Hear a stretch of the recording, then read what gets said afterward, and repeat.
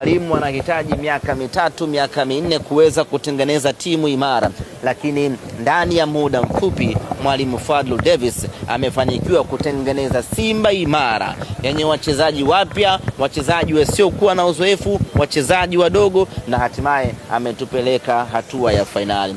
Kwenye timu hii ukitoa Matola na Patrick Raymond meneja, waliobaki wote walikuwa wageni, lakini pamoja na ugeni wao wameweza kutengeneza Simba iliyokuwa imara na tishio, na hatimaye tumecheza fainali. Ndiyo maana tunaweka wazi ya kwamba sisi kwenye mioyo yetu, kwenye fikra zetu, tunasema ya kwamba sisi ni mabingwa wa Afrika msimu huu, kwa sababu tumetimiza malengo yetu. Hili limekwisha.